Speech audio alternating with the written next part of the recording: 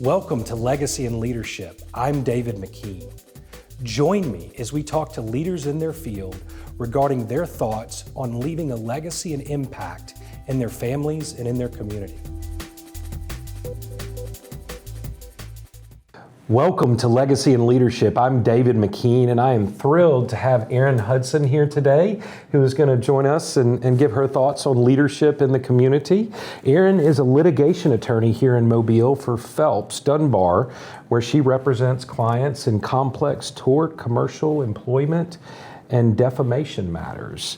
Beyond her legal practice, Aryne is deeply engaged in leadership and service within her profession and community. In recognition of her impact, she was named to Mobile Bay Magazine's 40 Under 40. Congratulations on that. That's an impressive honor.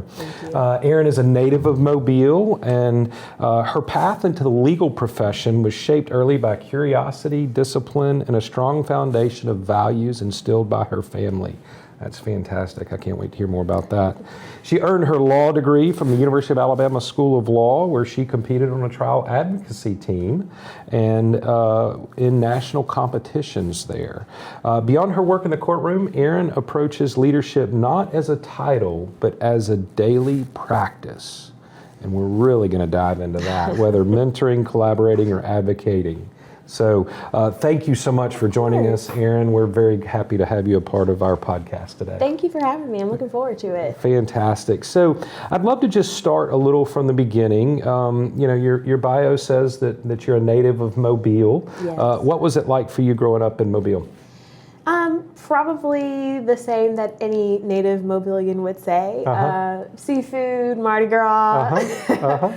But, I am from Mobile, but my parents are not. Okay. And so my parents, fortunately, when they moved here, transplanted here, they immediately created a community among themselves that I was able to benefit from heavily. Mm-hmm. And so though I don't have aunts and uncles here, I certainly have parents, friends that kind of filled that role for me.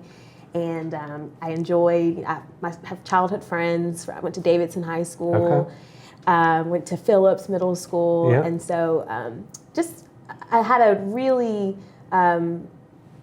good childhood in the fact that I had friends that I still keep up with today. I have transplant family that I still can call on today, and obviously I loved it enough to come back. So Fantastic. Well, good. So where did you attend college after Davidson? I went to the University of Montevallo, which I know some people don't always know where that is, but it's northern Alabama.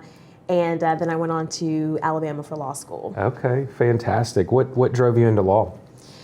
So I always tell this story when I'm asked. To be quite honest, I always knew I wanted to be an attorney. Really? I did. My dad was a big Law and Order watcher. Okay. I rationalized at a very young age that it was too dangerous to be a detective. So the next best thing would be an attorney. Yeah. And I kind of just told myself that very early on, and there was no going back from there. Okay. And so that was always the plan, and I've been fortunate enough and blessed enough to have made that come into fruition. That's fantastic. So how did you pick what area of the law you wanted to specialize in and work in? I think it kind of picks you. And to be quite honest, I'm still, as a young associate, I'm still figuring out what my niche is, what my interests are, as far as what my practice will look like as it continues to develop. But I was adamant that I did not want to be a litigator, actually. I thought I was really bad at presenting and talking to people. Right. I get really nervous. And despite my proclamation, I kept getting pushed to do trial advocacy team, to participate in speaking engagements, and I just keep getting pushed into this litigator role. Yep. And it's not so bad. So, but to answer your question, it's still a work in progress. Okay. But I enjoy the generalization of my practice right now because it allows me to learn a lot as much as I can as a young associate.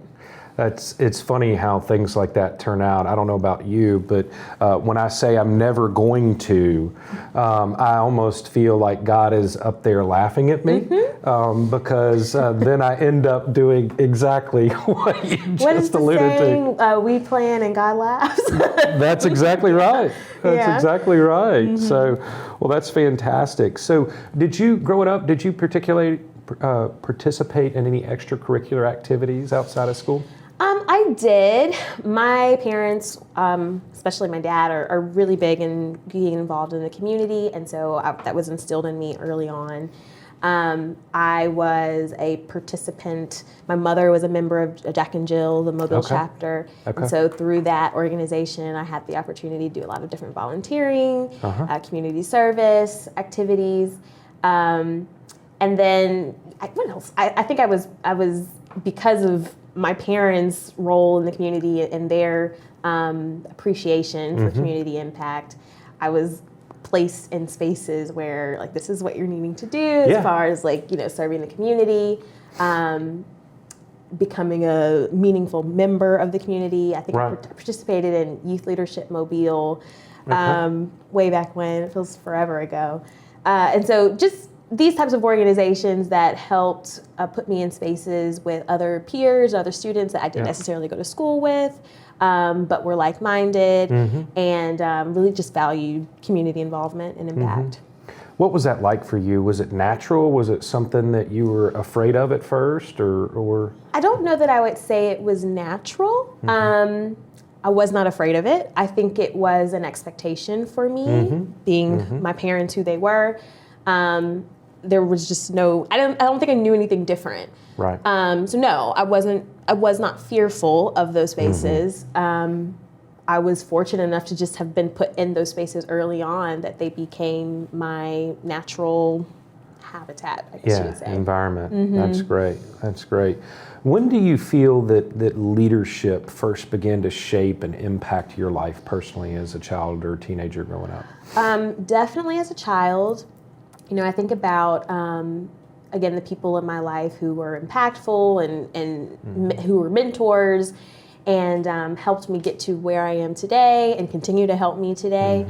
Definitely, in my church, I was encouraged over and over again to, step up and speak out to the congregation.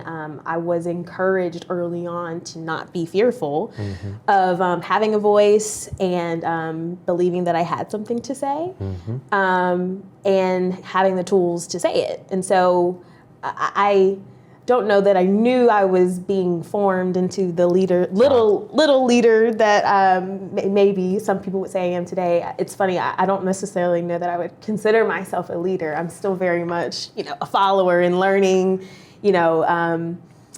what I am still capable of. And so it's just funny that, that's why we're here. Yeah, absolutely. But anyway, very early on, I think I was given a lot of confidence was instilled into me to put myself out there and, just see I had something to say. And if you had something to say, have the tools to say it. Yeah. So how did that individual or group do that? Was it something that they saw qualities in you and called you higher, or were they just get out there and do this, or what was the method to that leader encouraging you and pushing you in that environment? I'd say like in church, for example, we have youth days where youth and young adult are given the opportunity to lead the service, lead the congregation for that day.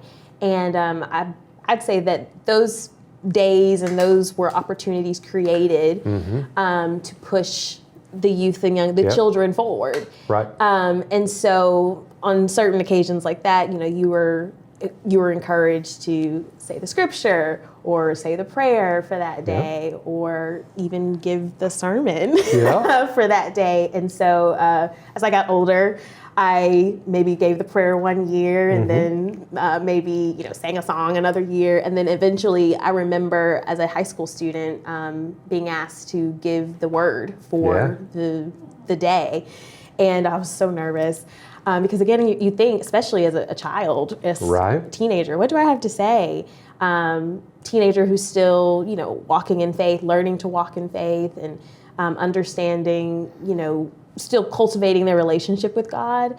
That was a scary moment, but I persevered, and I was encouraged to do it and received good feedback. And so the next time I was called to speak in front of a crowd about something that I was passionate about, it was a little less scary. Yeah, right. But as a teenager, the first time you were probably shaking like a leaf on a tree. Absolutely. And to this day, depending on how comfortable I am with the topic, I'm still shaking like a leaf. That is so funny, Aryne, because I had a very, very similar experience. Really? In my youth growing up. Our church had Youth Sunday, and I was encouraged a couple of times to share a message, and it was very transformational. So it's great to hear that you had a similar experience. Yeah. Yes, so very that's formative. wonderful. So talk about your time in college, and how were you pushed? How were you shaped during your time there? Let's see. I went to a smaller university, a liberal arts university, and really appreciated the opportunity to have closer relationships with my professors, with my my advisors, and so I think in that space I was still able to flourish just because I was comfortable with the leadership and those who were teaching and helping us expand whatever our career paths were. And so I think once again, I went to school there and got to know my advisors and was encouraged to take on student government, was encouraged to participate in different organizations or clubs through my advisor, through the student director. And so because of the intimacy of the community there at Montevallo, kind of the same thing. I was again comfortable enough and confident enough to get involved, and that was I know that that's not necessarily an experience all students have going to different and larger universities. So that's something I really value. And anytime anybody asks me what was the best thing about going to school, it was the fact that Montevallo is such a tight-knit community and still is. Yeah. And so I will wave their banner all the time because it really influenced still how I continue to operate today, but then also helped me feel comfortable and confident in pursuing my educational path. It's interesting as you've talked about your experiences as a teenager and also in your early 20s in college. The theme that I hear running through you growing and leaders calling you up really boils down to one word, and that's relationship. Absolutely. With your relationship with your advisor, with your relationship with your professor, with your relationship with people in your church, they were able to push you and encourage you. Can you maybe speak to that a little bit?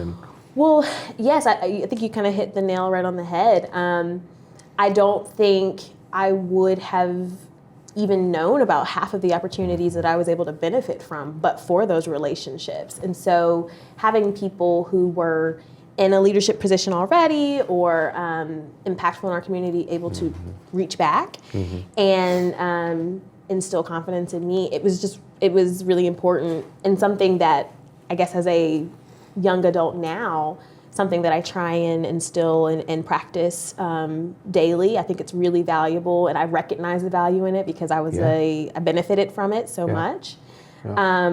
So I think you're absolutely right that relationships that I had along the way that I continue to maintain are super valuable and necessary for cultivating young leaders and the legacy that the leaders before me want to leave behind. Yeah, relationships are crucial, yet at times they can be difficult. Can you maybe talk about none of us are perfect, right? And sometimes people let you down or relationships can be hard. Can you maybe talk about that and how you've pushed through some of those hard times, realizing that as we just discussed, relationships have been so instrumental in your development as a leader?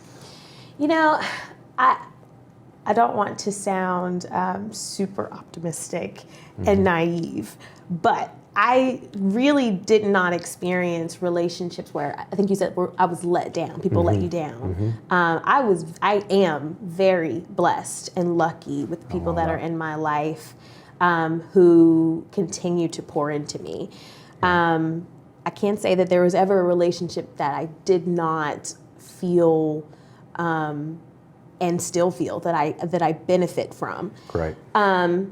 As far as, challenges along the way, through those relationships, I've been able to work through some of my own challenges. I think about when I was in law school, I was always a high achieving student, I guess you could say.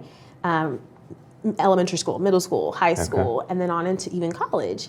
And then going from college to law school was such a learning curve and was such a difficult time for me. That first semester, absolutely, it was very difficult. And because of the relationship I had with my dean in law school, I was encouraged, and she noticed that I was struggling, and she helped me kind of get my footing back. And I mean, I'm so thankful that I felt comfortable and confident enough to speak with her about the struggles that I was having and adjusting to the different learning style that was necessary to be successful in law school. And so I don't know that I really answered your question. Yeah. I kind of turned it on its head. No, you did, because I mean, you said that relationships really propelled you forward, and that you didn't have much difficulty in those, and that's okay for sure, and I think it's great, quite frankly. You mentioned from an early age that you knew you wanted to go into law. Other than your relationship with your dean, what kept you moving forward, as you mentioned, in that first semester, that first year, when things were incredibly difficult in law school? I'm